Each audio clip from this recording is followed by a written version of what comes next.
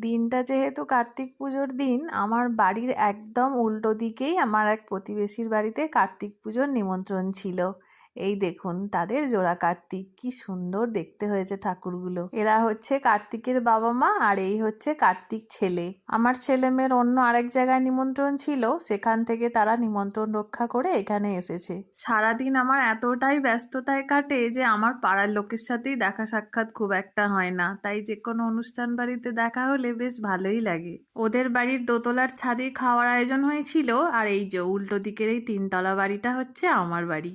পুজো বাড়ি মানেই তো নিরামিষ খাবার, আর নিরামিষ খেতে আমার বেশ ভালোই লাগে। আয়োজনে ছিল রাধাবল্লভী, ছোলার ডাল, আলু কষা, ফ্রায়েড রাইস আর পনির। শেষে চাটনি, পাঁপড়, মিষ্টি দিয়ে খুব সুস্বাদু খাবার উপভোগ করে নিচে চলে এলাম। পুরো পুজো অনুষ্ঠানটায় থাকার ইচ্ছা ছিল, কিন্তু পুজোয় শুরু হবে রাত্রি 11:30টায়। যাই হোক, খুব ভালো পুজো বাড়ি কাটালাম।